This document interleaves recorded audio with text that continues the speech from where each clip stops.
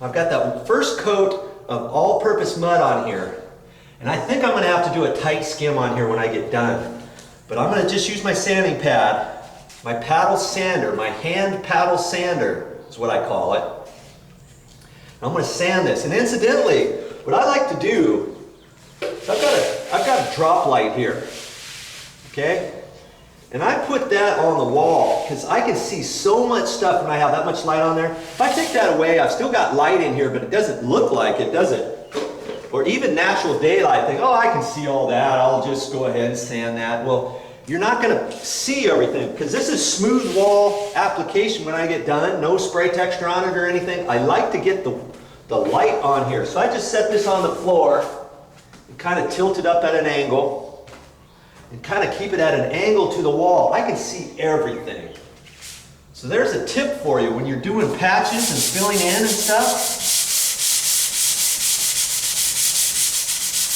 Okay, so now you want to blend this all in.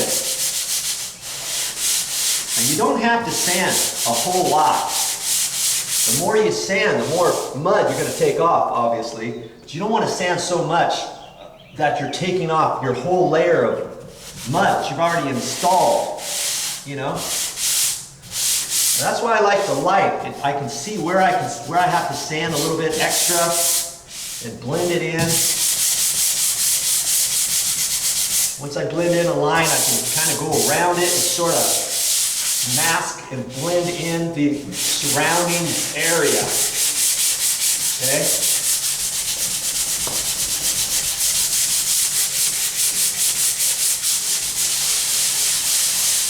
Do little circular motions, whatever.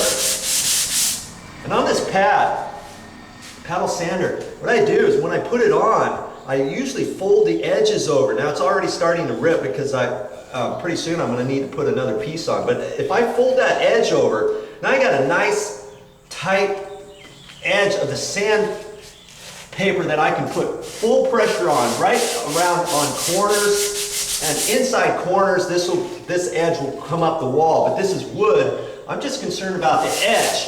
Now if I would have just left this edge out like that, trying to sand that, there's no way this edge is going to have enough pressure on here. So when I put this on, I split the difference as I put it on there, and then I fold the edges over. Okay. Now I can bear right down on this edge. I don't have pressure on the right hand edge as I'm doing the left hand. You know what I mean? I got this side up just a little bit, and I'm putting all my pressure on there. Get right up along the edge. Now I can do the whole thing.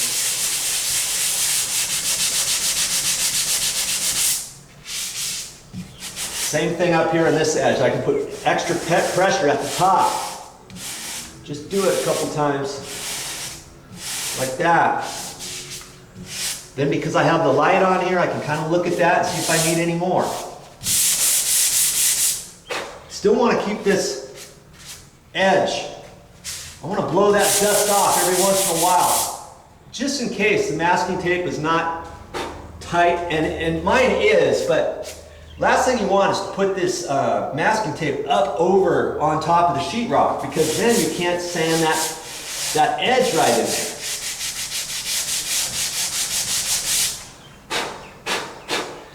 And you got to be fairly close, but you remember this thermostat had an actual cover over it that fits on this edge a little bit. So if you've got a slight imperfection, don't sweat it. You know, don't forget to blend in your top.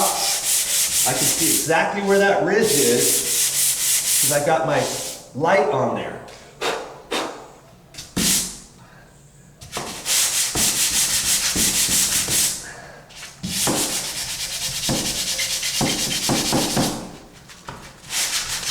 I'm glad I decided to put some mud around this thermostat.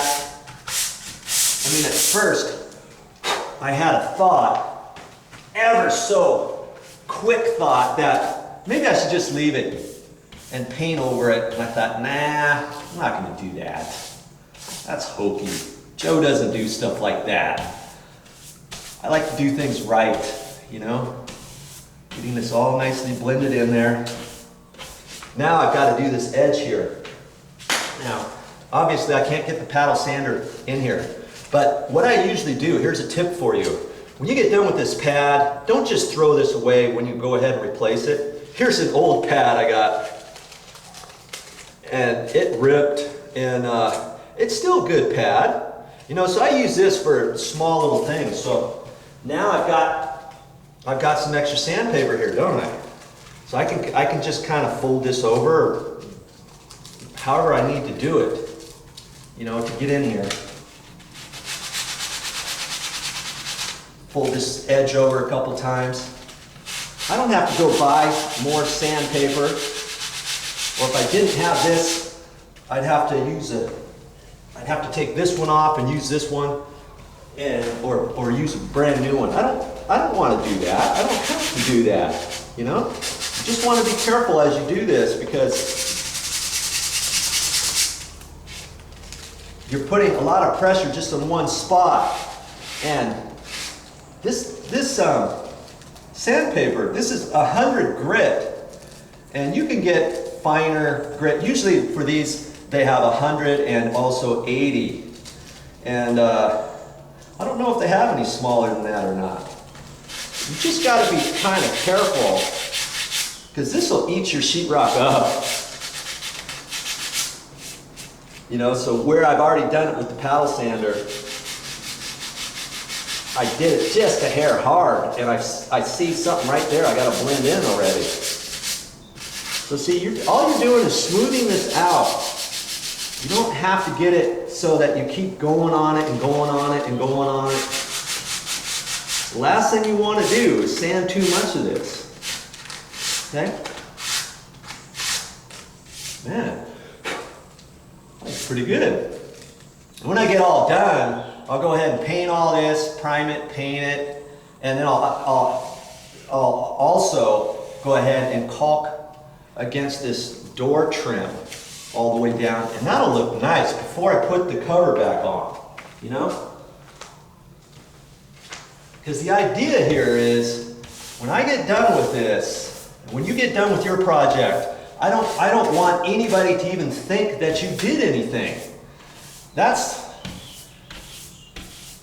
how you want to do it, you know?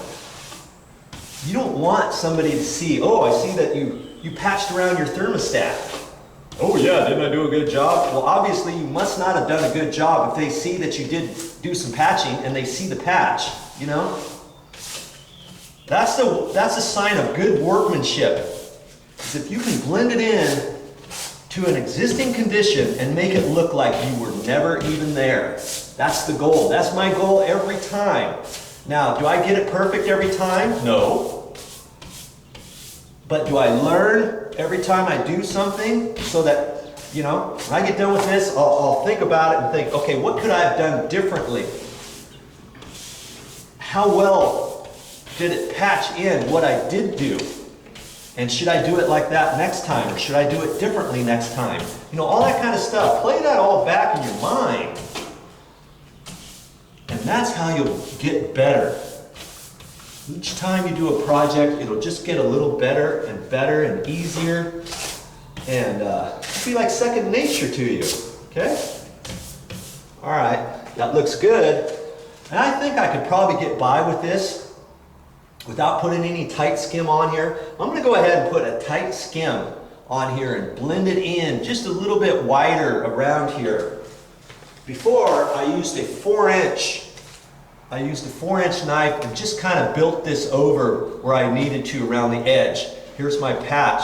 My patch down here is it's less than an inch.